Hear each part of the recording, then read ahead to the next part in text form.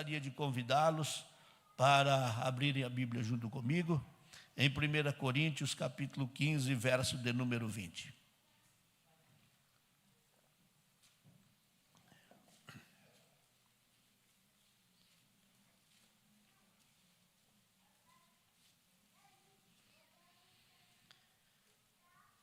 Primeira Coríntios, capítulo 15, verso 20.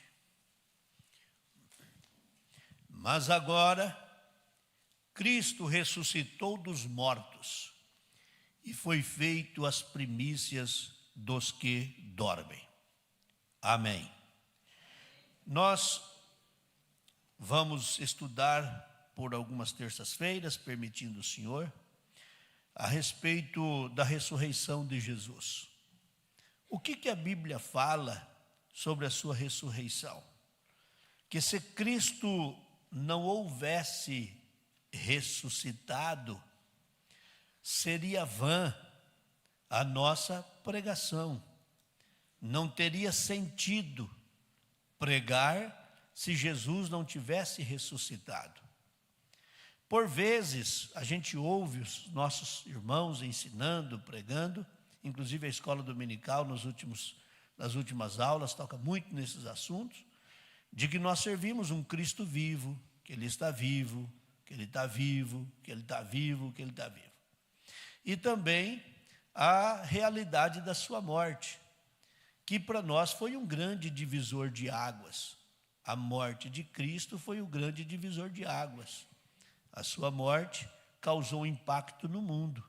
O impacto é tão grande que até hoje as pessoas são atraídas à cruz de Cristo e alguns odeiam a cruz de Cristo por causa do impacto que este fenômeno aconteceu. Até porque, se alguns nomes fossem citados aqui, e dito aos irmãos de que esta pessoa seria condenada à morte de cruz, talvez até nós, os crentes, diria, esse merece, ou não? Dependendo de algum nome que citar aqui, ontem, nesse final de semana, uma mãe, num estado, uma jovem mãe, deixou uma criança de 5 anos cuidando de uma criança de 6 meses, né? Não sei se os irmãos viram isso, e foi para um baile funk. E quando ela chegou de manhã, a de 6 meses estava morta. E a de 5 anos chorando. Aí os vizinhos, ela levou no posto de saúde, alguém estranhou, chamou a polícia, agora está uma mãe presa, um enterrado e a criança no conselho tutelar. Se você fala isso aí para alguém, a primeira coisa que alguém diz é: essa mãe merece morrer. Merece morrer. Estou falando de uma mãe ilustre e desconhecida. E se citar alguns que têm nomes aí, que são famosos pelos muitos crimes. Essa semana agora, eu estava vendo uma reportagem daquele moço chamado Maníaco do Parque. Só quem tem a idade minha, do Paulo, é que vai lembrar desses negócios aí, né? Odair, esse povo aí que vai lembrar, né? Porque os mais novos não lembram quem era esse. Mas um moço que matou muitas mulheres, estrupava e depois matava, era o prazer que ele tinha. Foi conhecido como Maníaco do Parque. Pegou 30 anos de cadeia, isso faz 30 anos já, né? 30 anos de cadeia, e agora em 2028, então fazem 27 anos, em 2028 ele deva sair, porque vence os 30 anos, não pode mais ficar. Mas fizeram uma reportagem com ele, tem uma foto dele, a foto dele atual, e dele com a Bíblia na mão e se converteu na cadeia, e agora não vê a hora de sair para ele contar o testemunho dele. Tá? Aí você vê os comentários, as pessoas vão à loucura. Imagina só, imagina. O que vão comentar, meu Deus do céu, camarada, e as famílias que chorou a morte, agora põe a Bíblia do braço. Pois é, só que ao lado da cruz de Cristo tinha um ladrão. Um homicida também, alguém que matou. Estava ali porque não era gente boa, o cara era ruim. Dos ruins, ele era o melhor, né? O melhor dos ruins. E ele estava ali. E Jesus, mediante o seu pedido de misericórdia, Jesus disse: eu vou te salvar você. e você vai inaugurar o paraíso comigo ainda hoje, ainda nós vamos chegar lá. E teve misericórdia da alma do abençoado. Então a gente olha por esse ângulo, eu confesso que como ser humano é muito difícil entender essas coisas. Então a morte de Cristo, ela trouxe um acréscimo àqueles que têm fé e uma atração para a salvação, mas também cria o ódio, porque você imagina, quem não consegue entender a salvação vai odiar o sacrifício de Cristo. Foi pensando nisso que busquei a Deus uma orientação para a gente estudar aqui esses dias. E eu gostaria de, primeiramente, trazer aos irmãos algo que numa oportunidade eu já disse aqui, não sei se num culto nosso de Santa Ceia, algumas informações, mas agora eu gostaria de ler bem compassado, porque esse testemunho aqui é o relato, é uma descrição de um estudioso francês, um médico cirurgião. Ele resolveu pesquisar todos os escritos sobre Jesus. Por mais de 7 anos ele fez um estudo muito minucioso. Ele comparou com os pacientes que chegavam nos hospitais. Então, no hospital que ele trabalhava e outros hospitais, quando ele sabia de alguém com um acidente, alguma situação que mais ou menos se assemelhava ao sacrifício de Cristo, ele corria e ele acompanhava, falava com os seus amigos para ele conseguir entender e escrever o que foi de fato a morte de Cristo. Porque eu tenho dito aqui nos cultos de terça-feira, que quando a gente fala Jesus morreu, aleluia, glória a Deus, a gente fica feliz porque Jesus morreu. Mas na verdade a nossa felicidade deveria ser porque ele ressuscitou. A morte tem que causar um impacto em nós.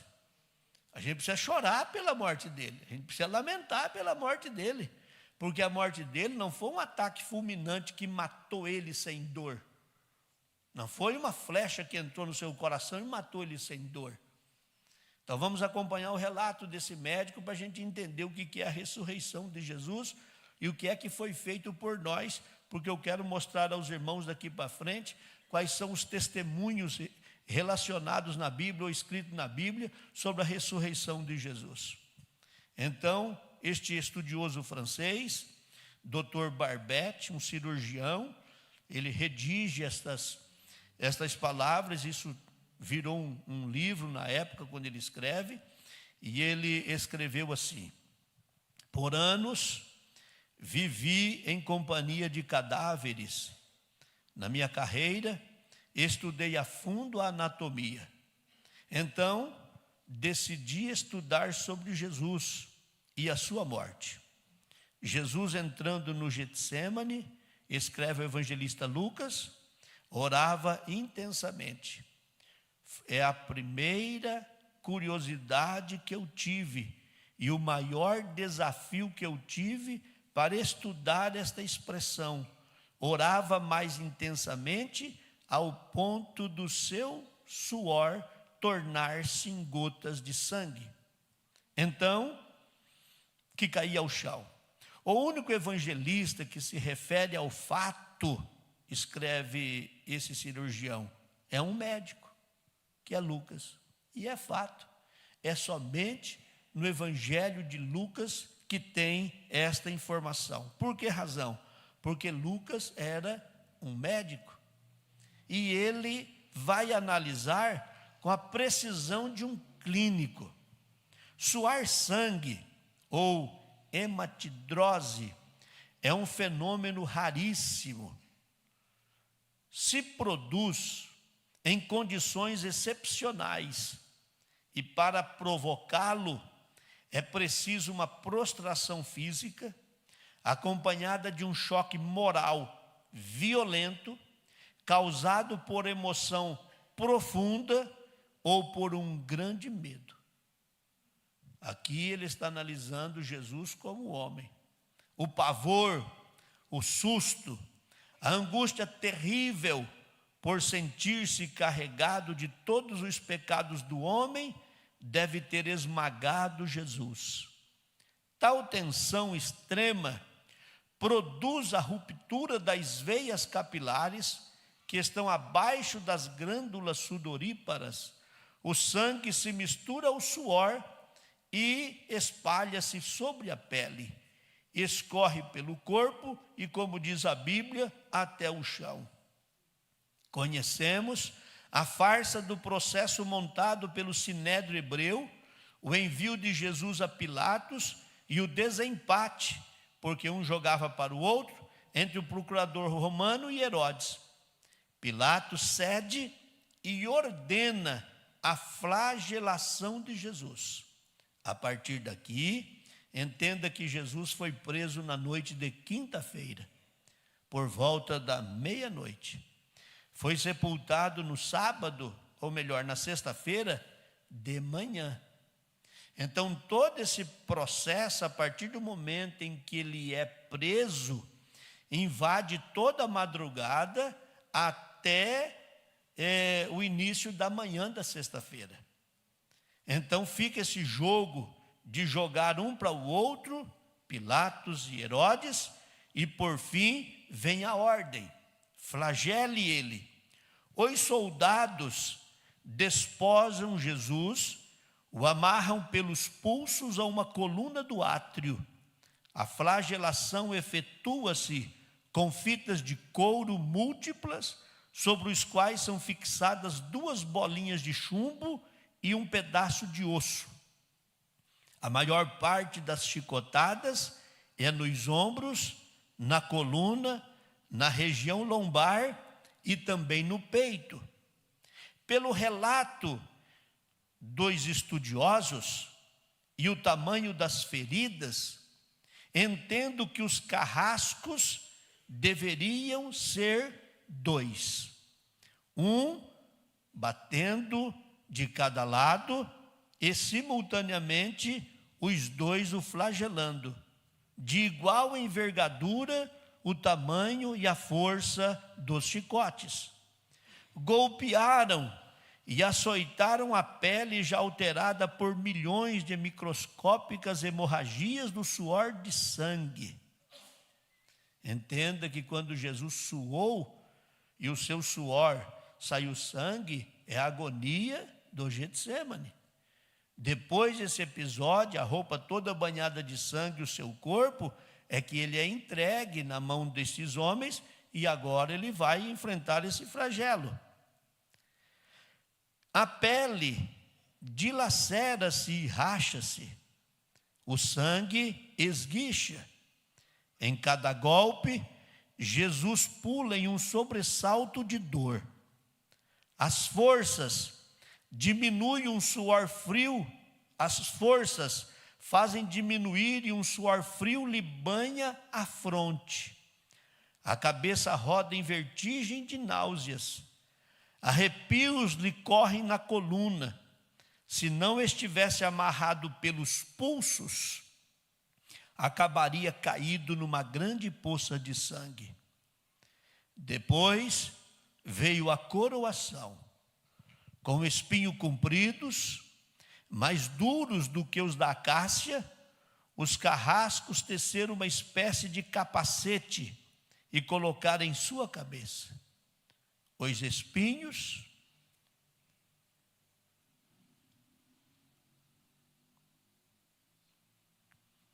penetram no couro cabeludo e o faz sangrar. Como cirurgião, posso dizer que o couro cabeludo, só quem se especializa sabe o quanto sangra. Possivelmente, ao baterem com um pau para encaixar esta coroa, esse capacete, lhe acertaram a sua face, o seu nariz, fraturando e provocando uma deformidade, causando uma chaga horrível. Pilatos, depois de ter mostrado aquele homem despedaçado, a multidão enfurecida, entrega na manhã daquele dia a crucificação. Sobre os ombros de Jesus é colocado o braço horizontal da cruz, com o peso de aproximadamente 50 quilos, porque o pau vertical já estava fincado no Calvário. Jesus caminha a pés descalços, em uma estrada cheia de pedras.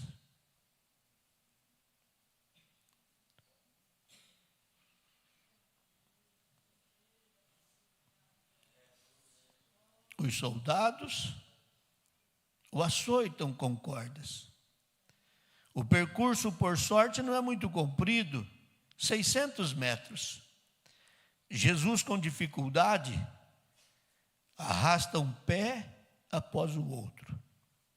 Muitas vezes, cai sobre os joelhos. E o ombro de Jesus já está coberto de chagas. Quando ele cai no chão, a trave foge-lhe, esfola-lhe o dorso. Quando chega ao Calvário, começa a crucificação. Os carrascos despojam o condenado, conforme o costume, mas a túnica de Jesus, feita de linho, está colada às feridas feitas desde o início do flagelo, e colada ao corpo pelo sangue que escorreu junto com o suor. Tirá-la é atroz. Porventura, você já teve a experiência de tirar uma gaze de um curativo depois que ela se seca? Esta foi a experiência. Cada linho do tecido adere à carne viva. Ao tirar a túnica, as terminações nervosas, descobertas pelas chagas, laceram-se. Os carrascos tiram a túnica com força violenta. Como é que aquela dor atroz não provoca uma síncope? O sangue começa a escorrer. Jesus é estendido de costas. As suas chagas encrostam-se de pó e de brita.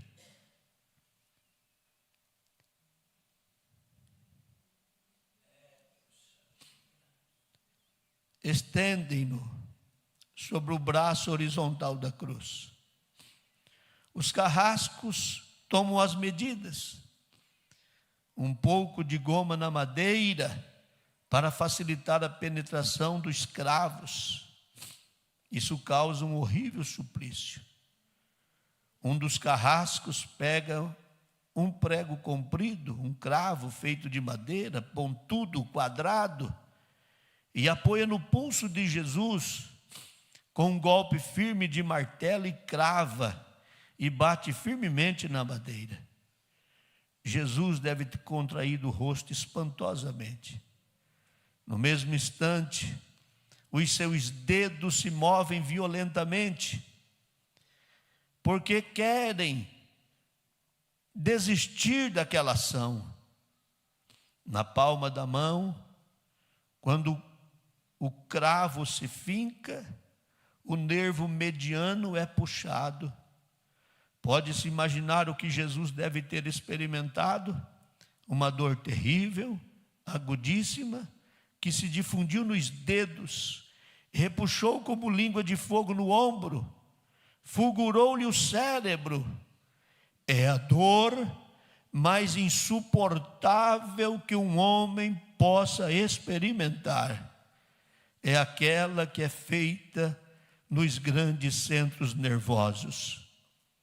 Normalmente, provoca uma síncope e o paciente perde a consciência, mas Jesus não.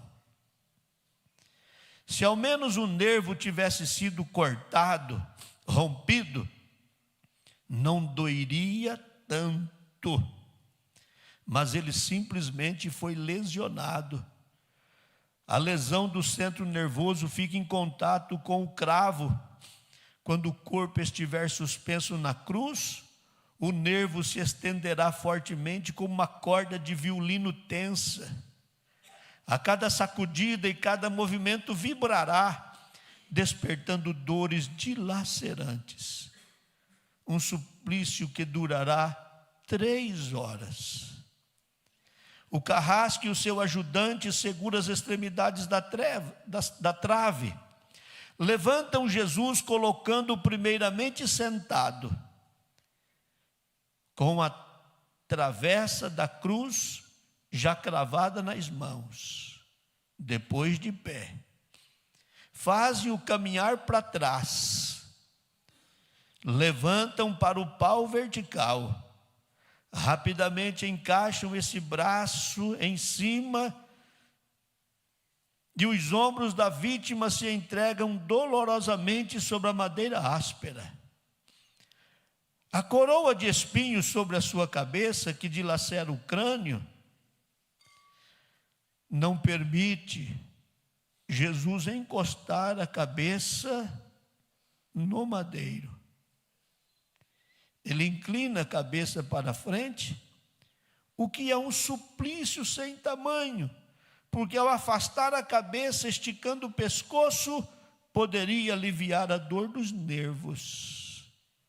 Mas ele não pôde.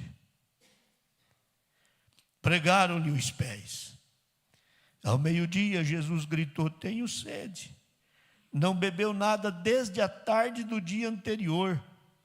A sua feição é tensa, o rosto é uma máscara de sangue, a boca está semiaberta, seca, o lábio inferior não tem controle, a garganta seca, lhe arde em sede, mas ele não pode nem a saliva deglutir. Grita: tenho sede.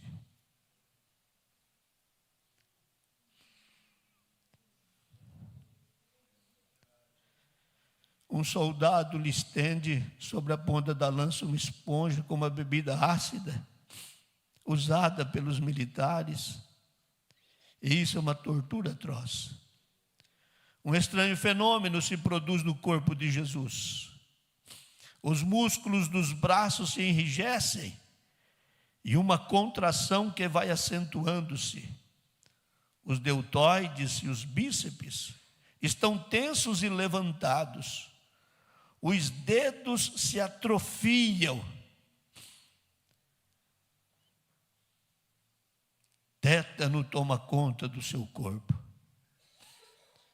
Os médicos ainda atribuem ao sofrimento a tetania, que são cãibras generalizadas nos interdorsais, no pescoço, causando dificuldade para respirar. A respiração fica mais curta, o ar entra, mas não sai. Jesus respira com a força dos seus pulmões o que lhe resta. Tem sede de ar. Como um asmático em plena crise, seu rosto pálido pouco a pouco se torna vermelho. Depois empalidece em violeta purpurina e enfim cianótico. Jesus está atacado por uma asfixia que o sufoca. Os pulmões inchados de ar não podem mais esvaziar-se. A fronte está impregnada de suor. Os olhos parecem saltar da órbita. Que dores deva ter sentido no seu crânio. Devagar, um esforço sobre-humano. Jesus acha um ponto de apoio sobre o prego dos pés. Faz força com pequenos golpes. Levanta-se, aliviando a tensão dos braços. Os músculos do tórax distendem-se. A respiração se torna mais ampla e profunda, os pulmões por fim esvazia e o rosto retoma a palidez primitiva. Mas por que Jesus fez isso? Por que tanto esforço para respirar? Porque ele precisava dizer: Pai, perdoa-lhes, eles não sabem o que fazem. Poderia simplesmente ter parado de respirar e morto, mas ele precisava dizer as últimas frases da cruz.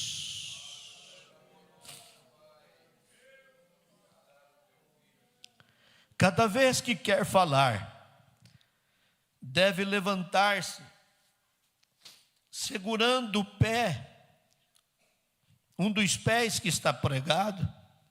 Inimaginável. Daí a pouco serão 3 da tarde. Jesus está lutando muito. De vez em quando se levanta para respirar, e a asfixia periódica está lhe estrangulando.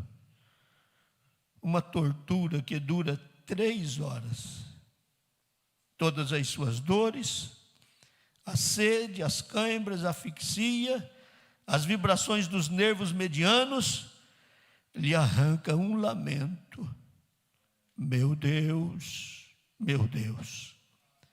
por que me abandonaste? A mãe de Jesus está aos pés da cruz. Dá para imaginar o sofrimento desta mulher?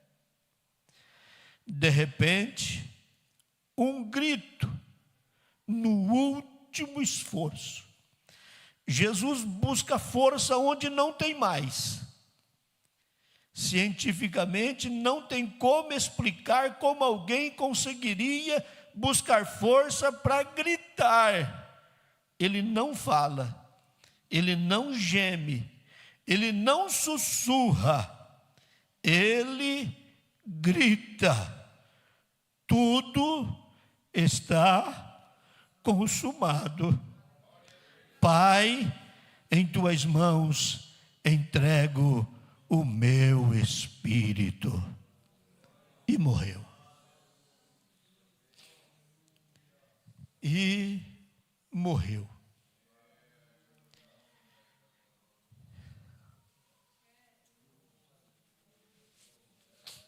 É o que faz a gente vir aqui. É o que faz a gente estar aqui o tempo todo. Para alguns, igreja é loucura. Ser crente é loucura, ninguém precisa trocar de religião, ninguém precisa nada disso, mas é porque não conhece o que é que nos atrai, não conhece o que é que faz a gente vir aqui. É impossível dobrar os joelhos num ambiente de culto sem ter automaticamente uma palavra para dizer: Senhor Jesus, obrigado pelo sacrifício do Calvário. Eu penso que o momento é muito oportuno para a gente ficar em pé, os senhores comigo, e a gente fechar os olhos e fazer uma oração de gratidão. Eu não sei em quais condições Jesus te achou, mas você custou muito caro para Ele. Você custou muito caro para Ele. Você não é só mais um crente caminhando com os outros. Você só não tem mais uma carteirinha de membro como os outros têm. Você só não foi batizado nas águas como todos fizeram. Você custou muito caro para Ele. Feche os seus olhos.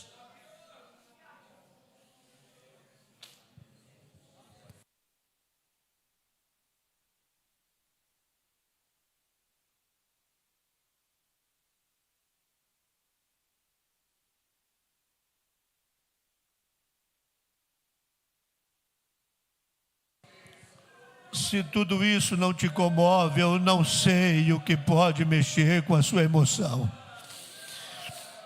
Se todo esse relato não te comove, eu não sei onde a sua fé está alicerçada. Você custou muito caro. Você não pode desistir. Você não pode desistir. Você não pode desistir. vai fazer muita falta se você desistir. Para o grupo, para a igreja, para o hall de membro, para o reino, mas principalmente será uma vitória para o diabo, porque o diabo te vendo desistir vai dizer: não valeu a pena o sacrifício dele não foi suficiente. Não, você não pode desistir. Você está aqui nesse ambiente hoje para dizer com a sua presença aqui, com a sua fé: valeu a pena sim, olha eu aqui, valeu a pena sim, olha eu aqui, valeu a pena sim, olha eu aqui. Querido Pai, grande Deus, nesses últimos dias foi muito dolorido transcrever tudo isso. Buscar estas informações é como que pesquisar algo que eu não queria encontrar. Informações que eu não gostaria de ter, porque só de ouvir dizer que alguém deu a vida por mim já era suficiente. Encontrar essas informações causou impacto na minha alma,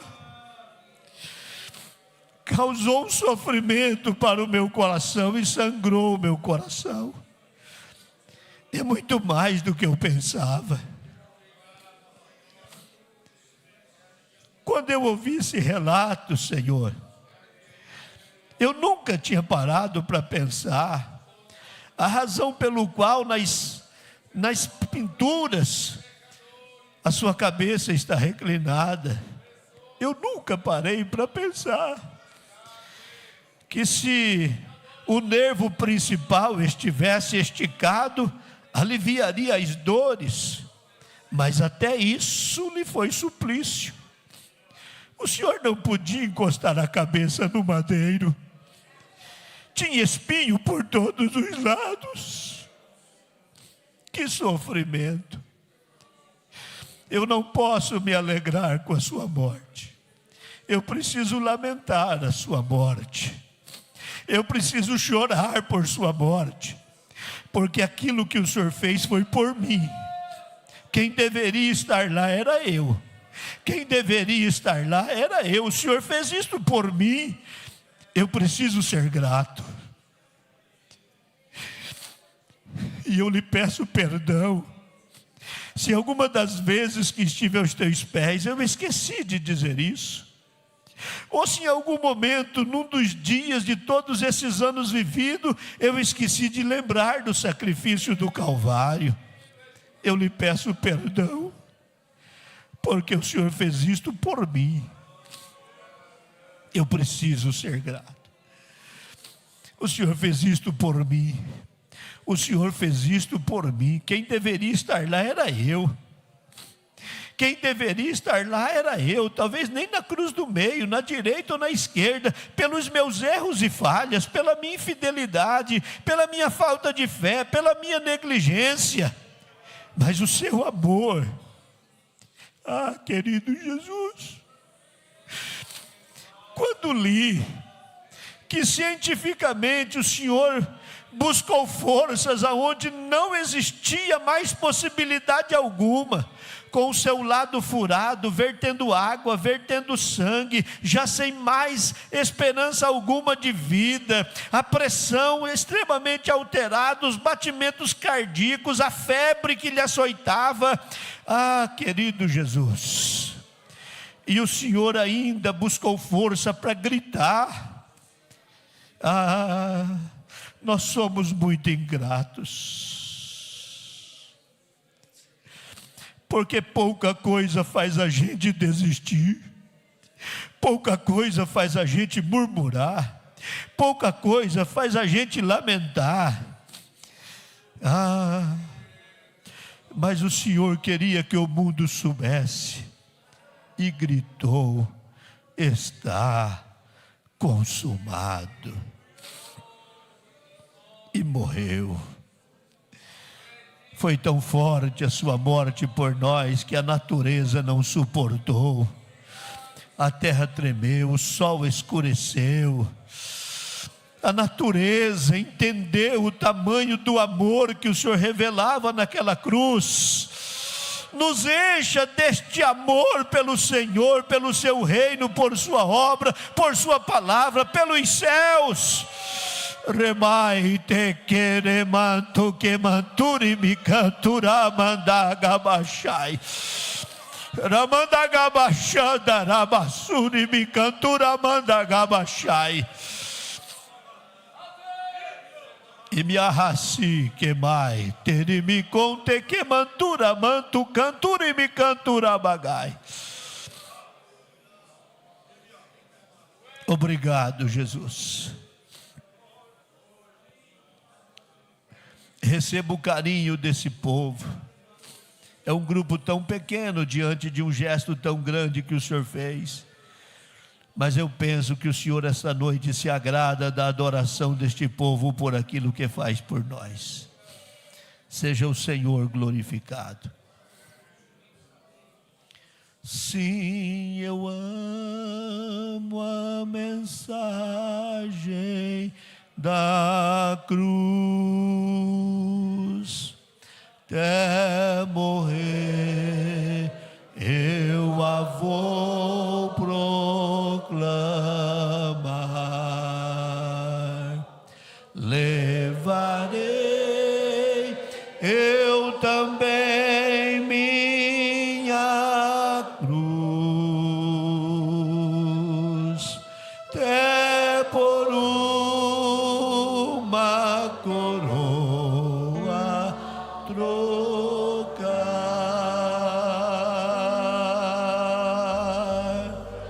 Ou de cruz se erigir, dela o dia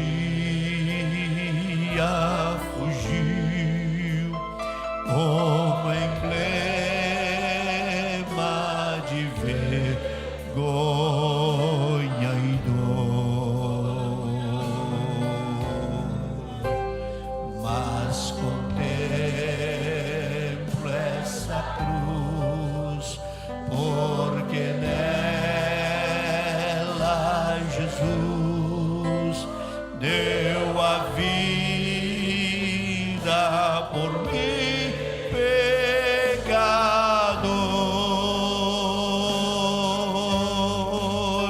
Sim, eu amo a mensagem da cruz.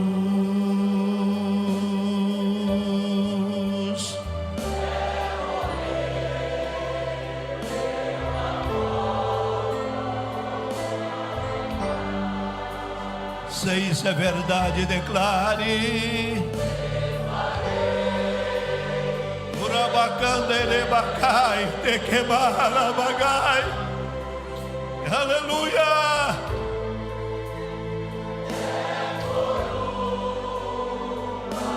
Coroa trocar, desde a glória do céu, o Cordeiro de Deus. Recebe, Jesus, a adoração de quem valoriza o sacrifício do Calvário. A tua noiva te adora. A tua noiva faz uma declaração de amor.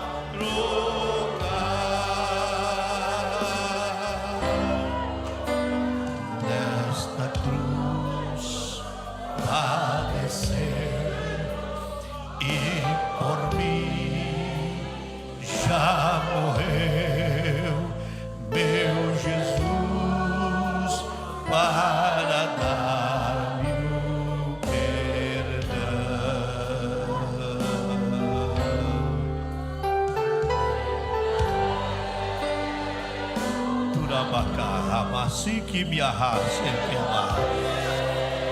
Uramanda gabachanda na bagai. Elimina gabasui ande gebachai.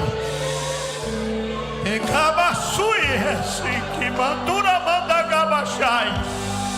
E camantura manda gabachanda na bagai.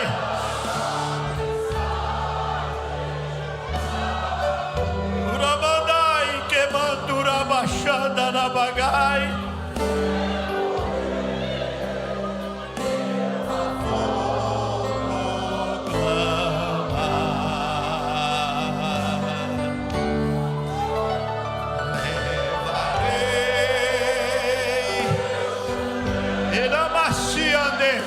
Baixai, aleluia, é por uma coroa trocar.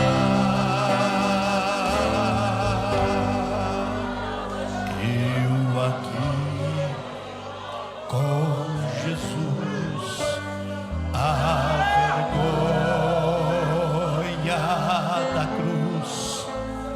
Quero sempre levar e sofrer. Cristo vem, emacion de queimar a bagai. Elimina a baixada na bagai.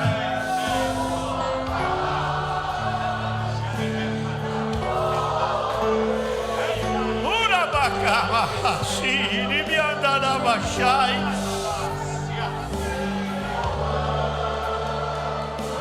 Oh, aleluia.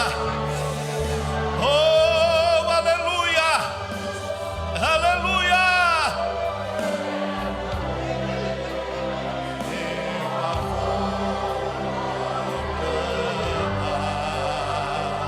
Levante bem alta a sua mão aos céus e declare: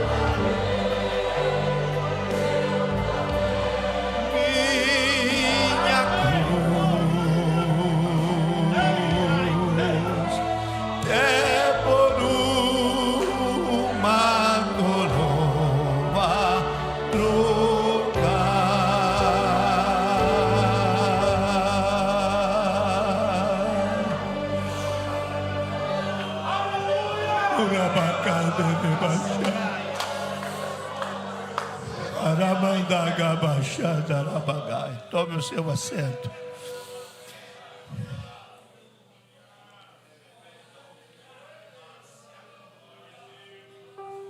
Amasso.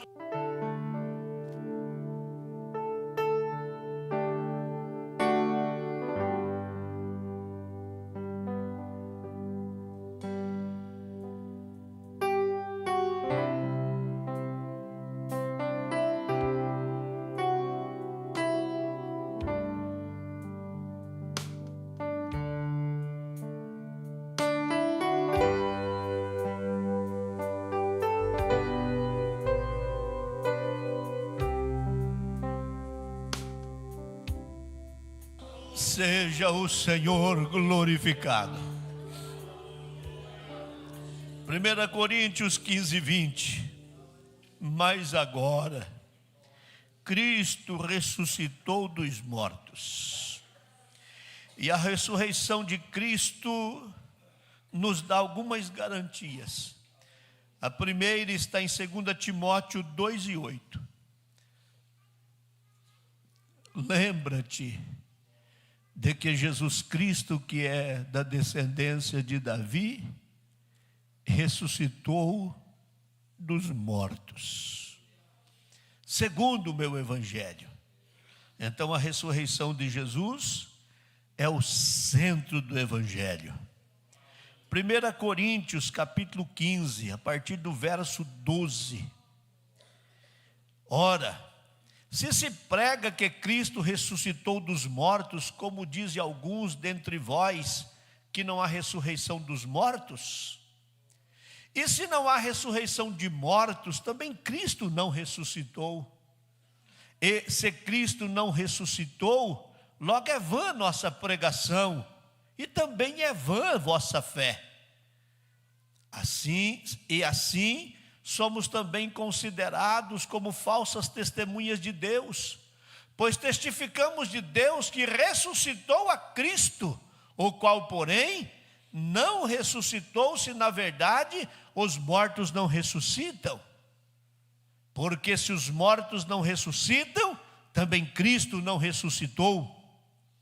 E se Cristo não ressuscitou, é vã a vossa fé, e ainda permaneceis nos vossos pecados. E também os que dormiram em Cristo estão perdidos.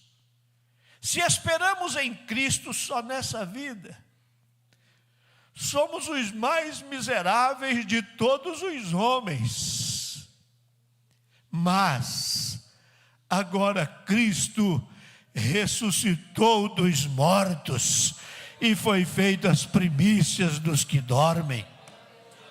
Então a ressurreição de Jesus é o fundamento da nossa fé. A morte é o divisor de águas, e para ressuscitar teve que morrer, mas a ressurreição dele é o fundamento da nossa fé. Nós hoje estamos aqui, acreditando no céu, acreditando no livro da vida, acreditando na salvação, vivendo o extraordinário de Deus, porque Jesus ressuscitou de entre os mortos. Em Romanos 4:25, Paulo diz que a ressurreição de Jesus é a base da nossa justificação, o qual por nossos pecados foi entregue e ressuscitou para nossa justificação. 1 Timóteo capítulo 3 e verso 16, Paulo escreve: é sem dúvida alguma, grande é o mistério da piedade. Aquele que se manifestou em carne foi justificado em espírito, visto dos anjos, pregado aos gentios, crido no mundo e recebido acima na glória.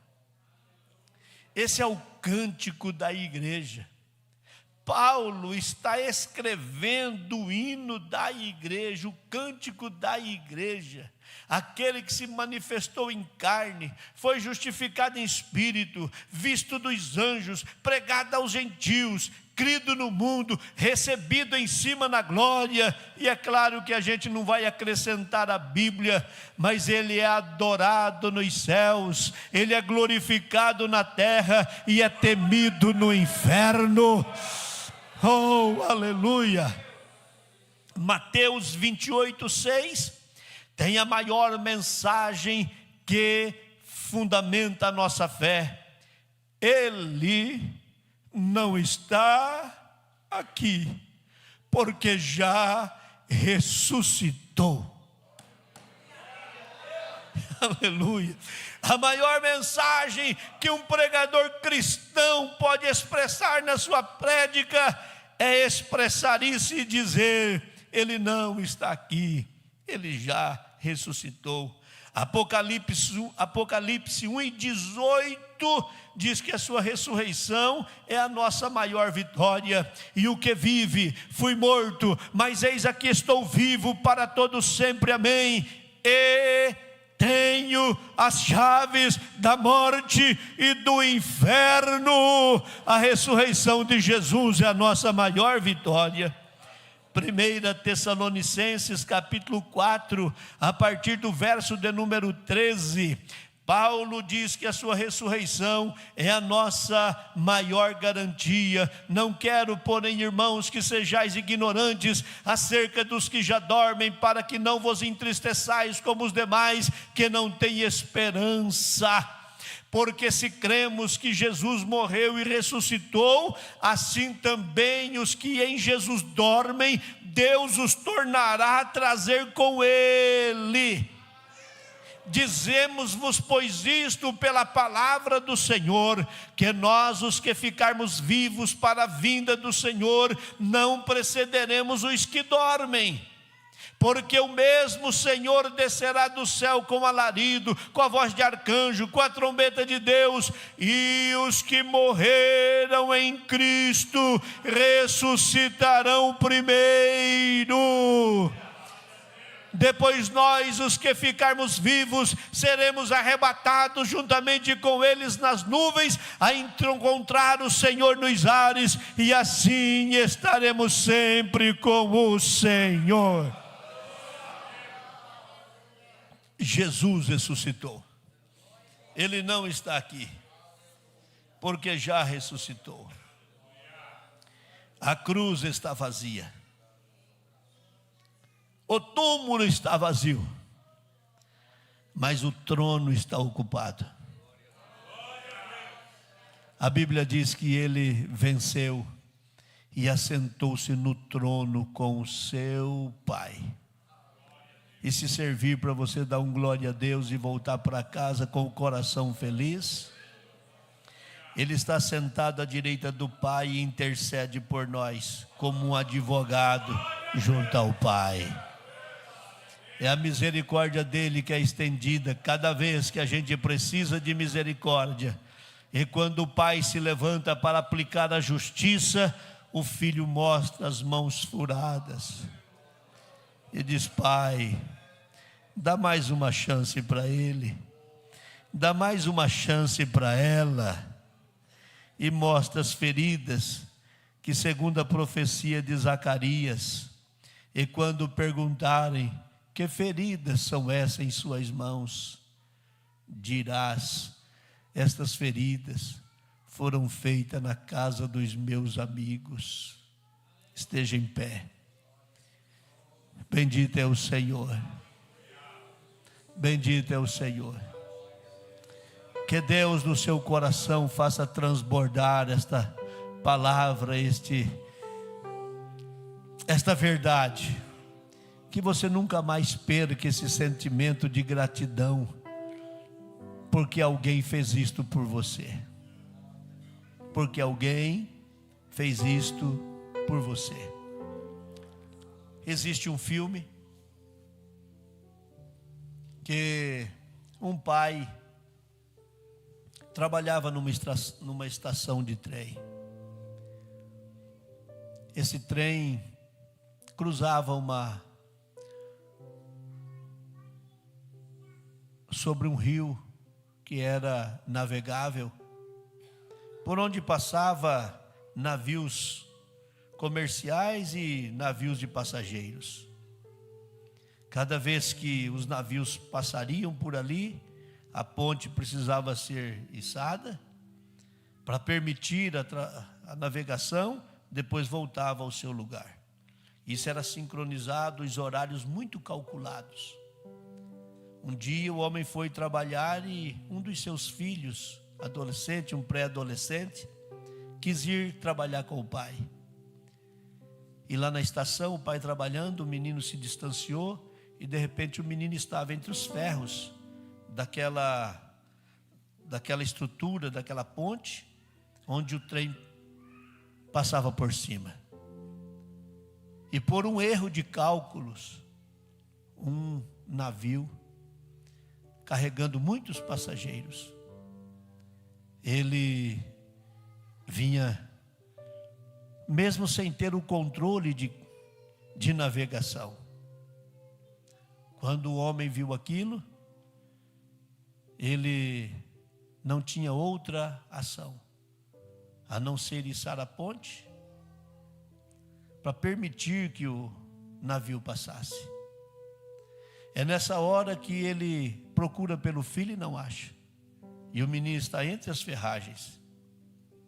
E ele vendo aquela situação, ele tem poucos segundos para decidir. Ele ergue a ponte e mata o menino e salva muita gente. Ou ele deixa a ponte daquele jeito e as pessoas, centenas delas, morreriam. Ele toma a decisão de içar a ponte, esmaga o menino e salva milhares de pessoas, ou centenas de pessoas. Dentre aquelas estavam alguns que estavam sendo levados para serem presos condenados levados à prisão, drogados que estavam indo de uma cidade para outra, pessoas que se a gente olhasse diria, não vale nem o que come. Mas aquele pai tomou essa decisão. Foi assim que Deus fez. Ele olhou para nós e teve que tomar uma decisão. Ou meu filho morre, ou o mundo inteiro se acaba. Ele olhava e via cada um de nós lá.